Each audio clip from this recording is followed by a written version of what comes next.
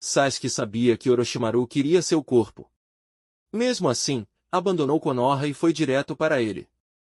Então por que Sasuke entrou voluntariamente em uma armadilha que conhecia? A resposta revela o quanto ele estava disposto a arriscar para derrotar Itachi. Para entender essa decisão, precisamos lembrar o que Sasuke queria naquele momento. Depois de tudo o que aconteceu em Konoha e principalmente depois de perceber a diferença de poder entre ele e Itachi, Sasuke chegou a uma conclusão: se continuasse seguindo o mesmo caminho, provavelmente nunca teria força suficiente para derrotar o irmão.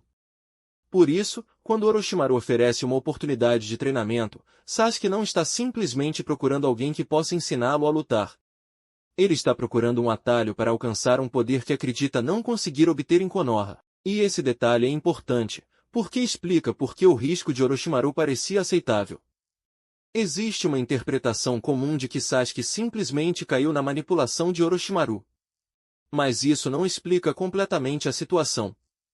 Sasuke sabia que Orochimaru tinha interesse no seu corpo e sabia que estava entrando em um lugar onde seria tratado como um possível recipiente. O problema é que, naquele momento, Sasuke estava disposto a aceitar esse perigo porque enxergava uma ameaça maior, continuar fraco demais para enfrentar Itachi. Na cabeça dele, ficar em Konoha significava continuar distante do objetivo, enquanto seguir Orochimaru significava conseguir acesso a treinamento e técnicas que poderiam acelerar sua evolução.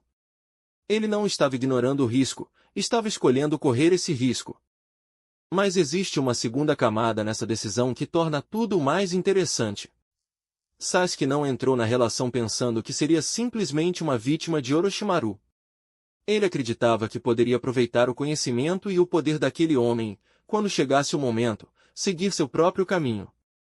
E é justamente aí que aparece uma característica muito forte de Sasuke naquele período, a confiança exagerada na própria capacidade de controlar a situação. Orochimaru acreditava que estava preparando Sasuke para tomar seu corpo, enquanto Sasuke acreditava que estava usando Orochimaru para alcançar Itachi.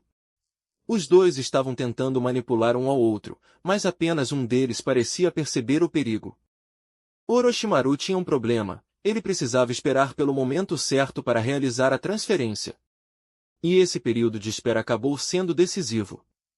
Enquanto Orochimaru aguardava a oportunidade de tomar o corpo que desejava, Sasuke continuava treinando, adquirindo experiência e desenvolvendo ainda mais suas habilidades.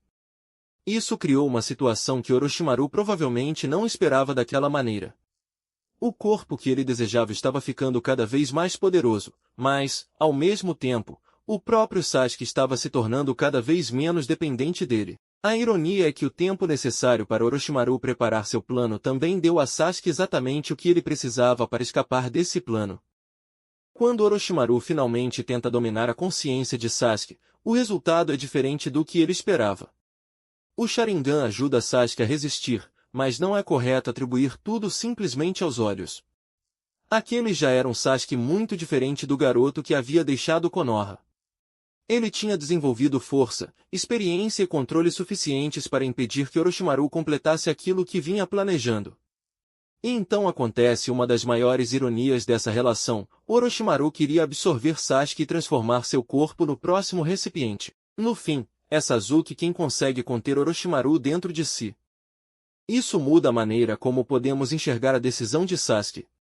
Ele foi até Orochimaru porque acreditava que precisava daquele poder para chegar até Itachi. E, de certa forma, conseguiu exatamente o que procurava: treinamento, conhecimento e força suficiente para continuar avançando.